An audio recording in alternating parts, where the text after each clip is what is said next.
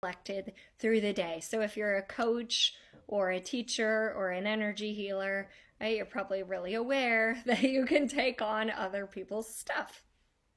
And this one has been super useful for me. I almost think it is like an outhouse, just kind of dumping everything down into the ground. The earth is so great at composting whatever you don't need into something new. So for this one, if you can, close your eyes.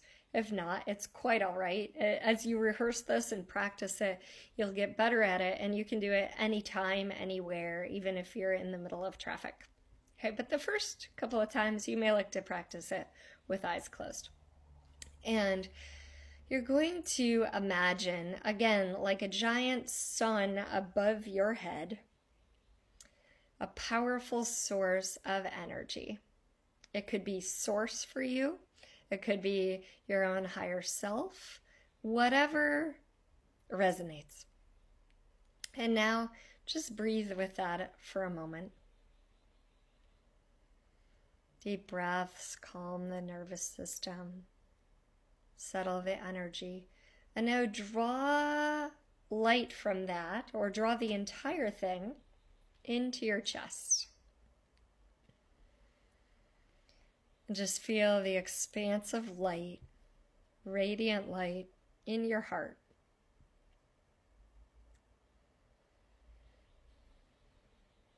And now like a long, wide, like the size of a softball or wider, even the size of a basketball, channel down into the earth, draw that light and allow it to come down through your body, clearing and cleansing everything that you don't need anymore down into the earth. And now take that, softball or basketball sized channel all the way down to the core of the earth.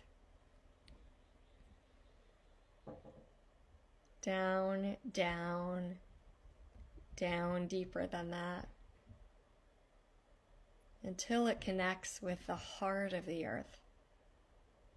And you're constantly connected with the earth, but cognitively and energetically reminding ourselves of that makes a huge difference. And continue to just release anything that you've stored in your body that you no longer need to hold on to. Just allowing it to dump down that cord. Release down that cord. Flush down that cord. And tap into any areas of your body that maybe have held tension, and invite them to release whatever they've been holding downward, down into the heart of the earth. Good. And you may see this, you may sense this, you may just know it's happening. Continue to release downward.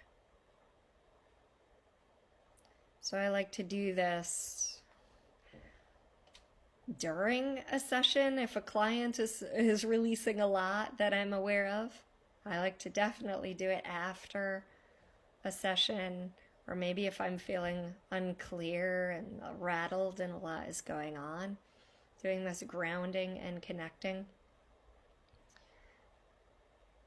And you can keep that center of light, the light in your heart, just radiating out.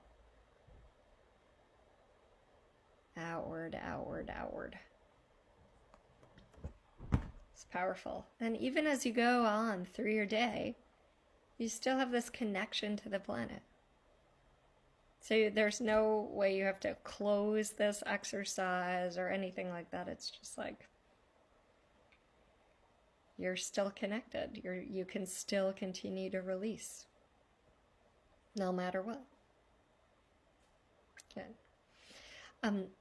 If you're more of a water person, I have a version of this that's more like a cosmic waterfall going through your body, and you can use any color, and again, it can just flush everything down into the earth as well. So there's the light version and the waterfall version. But those two are like go-tos for me because they can change so much. All right. So the last one, there are so many more I want to share with you as well, you know. Like, can we only have time for 7, but is gratitude. Because gratitude has the power to shift things so much. So one of my favorite questions is, what's the gift in this?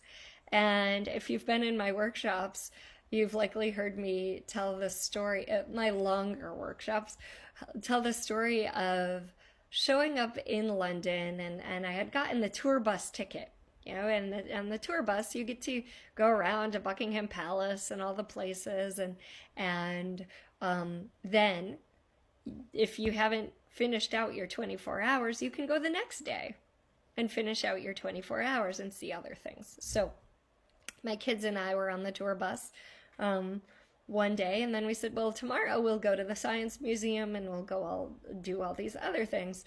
But first do the tour bus. And in order to do that, I had to take the subway. That's my American word for it.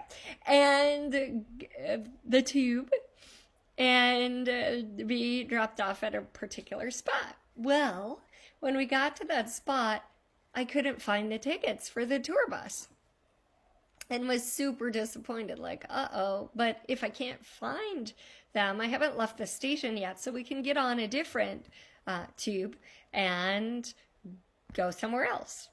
You know, and all the while I kept asking, what's the gift in this? What is the gift in it? And the thing about asking that question, right, we're looking for the gift. We're looking for gratitude, something to be grateful for. Sometimes it's really obvious right away, as in this situation, and I'll tell the rest of the story. But sometimes it's not so obvious, right? You may not know that, oh, because I asked for the gift in this, like, it showed up 3 years later, and I don't even remember, you know, the instigating situation, but because you're asking for a gift, it will show up. And so we got back on the tube, and we just went directly to the Science Museum, and there's a tunnel.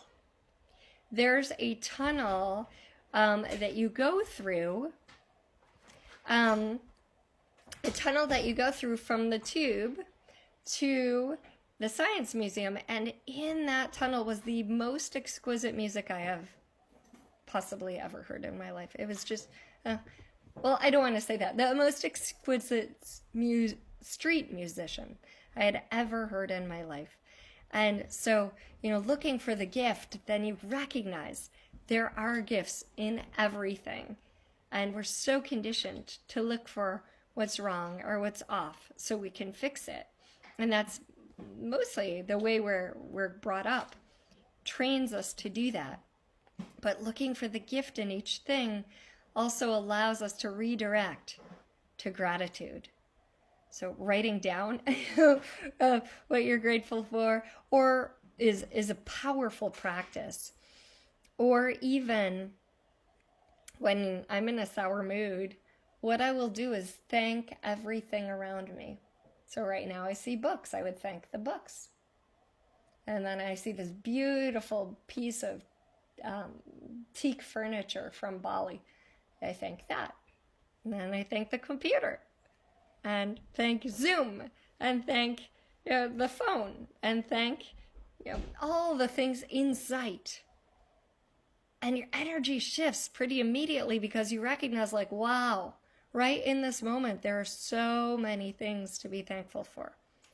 My attention wasn't there, right? It was on whatever is not going my way, whatever's frustrating. But now my attention is on thank you, thank you, thank you, thank you, right? You're just thanking each thing. And then if you really go to it on a deeper level, like what, the level of Ho'oponopono, in a way, which almost no one teaches it this way, but the level of Ho'oponopono is you're seeing the divine in each of those things, right? You're seeing that this is not a piece of teak furniture. This is actually divine substance. Thank you. Thank you. Thank you. And thank you, listeners. You know, I wouldn't be here without you. And thank you for your ideas for shows and your questions. And I'm going to recap each of these a little bit and then remind you to come on to my website for a free energy pull exercise that's super amazing. So the first thing we did was the pineal gland meditation, pulling energy up through the pineal gland and